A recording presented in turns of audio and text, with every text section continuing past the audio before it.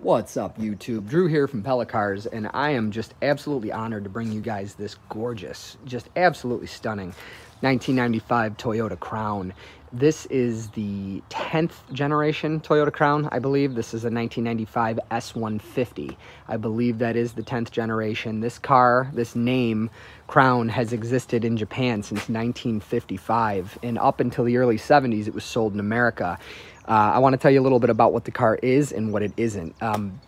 Probably the reason that it wasn't sold here is just because for its price, it doesn't have the flash that a Lexus would have had then. The Toyota Aristo and Celsior, known as GS300 and LS400 respectively in America, would probably be below and above this car.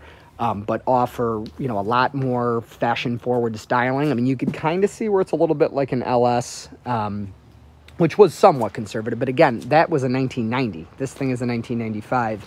Very, very conservative styling. It does not have leather seats. It might have been an option, but leather's not popular in Japan. Very, very high-end fabric is instead.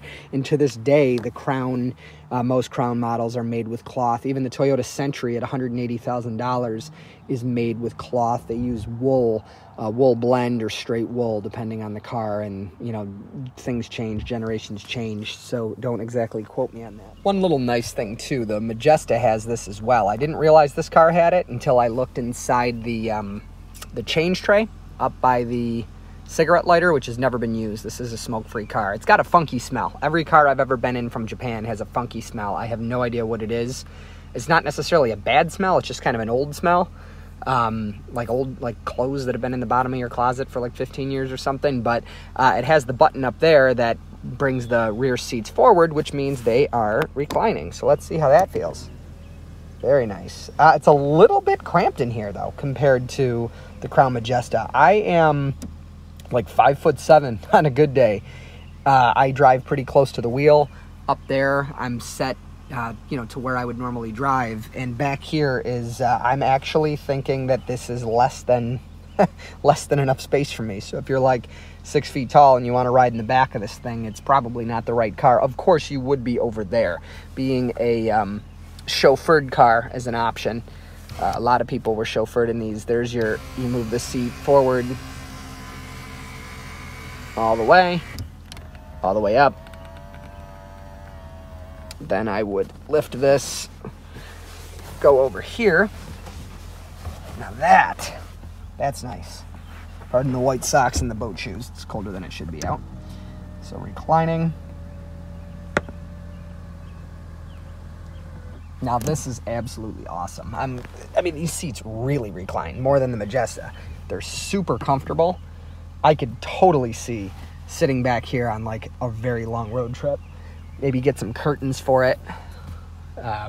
Very, very comfortable. Behind, of course, the passenger, which puts you on the left side of the car, which is part of the reason it's so cool. Definitely more room in the back seat of the Crown Majesta, which is on a completely different chassis. This car has still some like body-on-frame type components. The front wheels, if you know cars, the front hub and brake assembly is similar to what would have been on like a 1990 Chevy Impala or Crown Victoria with, bearing races in the front and the rear rather than like a press and regular bearing. That Majesta is on the chassis.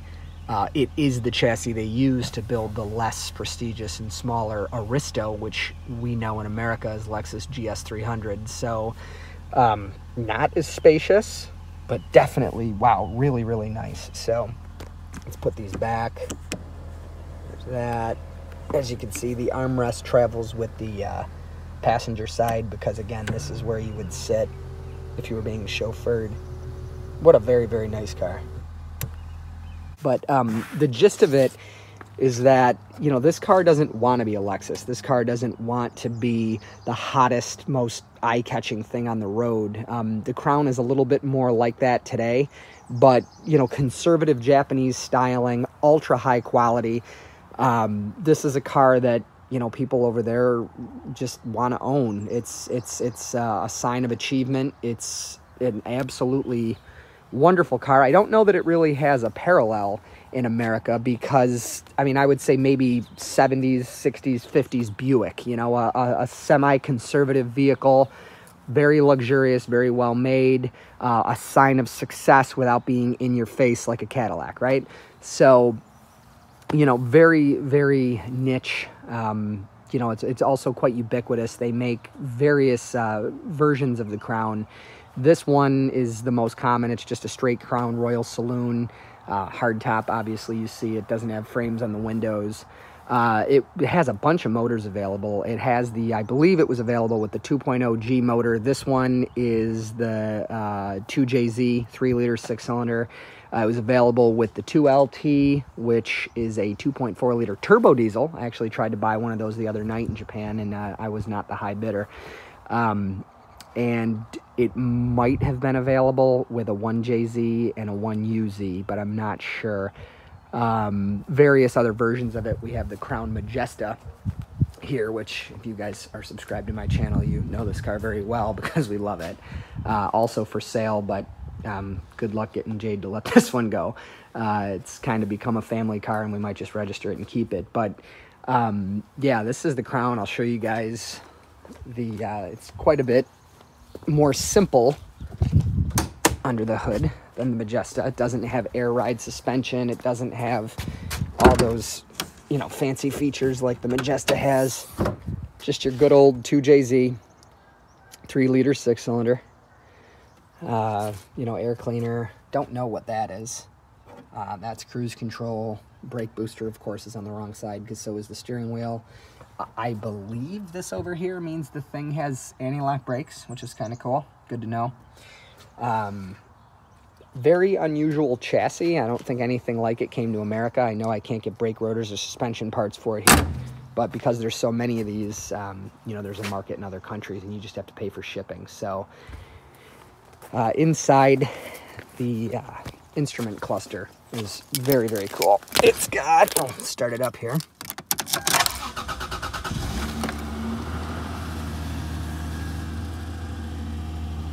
Very, very cool instrument cluster. It's got digital readout for the tachometer, the heat, the gas, speedometer, of course. Unfortunately, they never made it with an option to show miles per hour instead of kilometers per hour, and the Majesta doesn't have that either. This button, in case you guys are curious, it's change scale, so it shows you, it like zooms in on the bottom quarter of your gas tank, so when you get really low, you can see kind of exactly where you're at.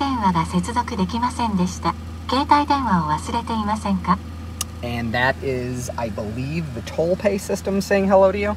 This particular unit has, if I can get some shade on it, has an aftermarket radio that is in fact Japanese. So 76 FM to, I believe, 90 FM is the range. So if you're thinking about buying this car, you can keep this radio, get an FM modulator or whatever they're called nowadays, a Bluetooth to FM adapter. It just goes in the cigarette lighter. And set it to like a low frequency, like 88.1 or whatever, and hear your music through the stereo. Have yet to try it. This particular unit has the road flare still, which is kind of cool. That's Japanese DOT. Interesting center console design. Keys to another JDM car we have. Very, very comfortable car. It rides great. It's built like a tank. Figured I'd take you guys for a ride. This thing drives as beautifully as it looks. Nice, just nice crisp motor, crisp transmission. The brakes feel good, which is nice because you cannot get them in America. The suspension in this is just coils and shocks, struts, which is nice. It's a little bit unnerving at times to drive the Crown Majesta because it has air suspension that could be replaced with shocks, struts and springs relatively cheaply, but you know, I'm just waiting for the day that we you know, hit a bump and blow one of those bags, where this thing, you know, this car was designed to go, you know, 500,000 kilometers without even thinking about it. This one's less than halfway there. It's 131,000 miles. If you take care of this thing, there is no reason that you won't get 500,000, you know, US miles out of it, which is, I don't know what, like 750,000 kilometers. Very, very durable. You know, the JZ motors, the 1JZ, the 2JZ, Toyota way overbuilt those. They knew that they were going to be used in cars like Supra, and I think they have a racing heritage with them. Just very, very overbuilt, rock solid motors, which is what you want. I mean, you know, nobody wants to get a collector car, which this is. I mean, this can be daily driven. Your biggest enemy is the windshield. If the windshield in this breaks, you can't get one in America. Your only hope is that somebody in Japan will ship you one for like $3,500, or there are people that can supposedly take a much larger windshield with similar curvature, cut it and make it fit. It'll never look right. It might leak, whatever. So your biggest enemy of daily driving a JDM is the windshield. I've talked about this before. You stay away from dump trucks, cement trucks, Jeeps with no fenders, you know, lifted pickups. If you're on the expressway and there's a dump truck, just get off, catch a red light, chill for a second, get back on. Because if a rock flies up and chips your windshield, you are in a very bad situation. So get on this thing a little bit. I mean, I'm nowhere near to the floor. Very nice pickup, very smooth shifts. I mean, hands off the wheel, this thing is straight. Wow. Rides like a dream. I hate to say, I think it rides better than the Crown Majesta. You know, those air shocks and struts are really nice. The adjustable suspension in that car is really nice, but I think it comes at a cost, a higher unsprung weight and a little bit of a stiffer ride, where this thing just, it's perfect. I mean, for me, I like a nice soft ride, but it handles decent. I mean, you're certainly not going to go throwing it through curves and stuff, but I'd say it rides better than the same year Camry, maybe like an Avalon, which that's pretty good. So just wanted to take you guys for a drive. Again, I can't stress enough, don't let this be some dream that you never live. It doesn't have to be a dream. These things are affordable. They're available.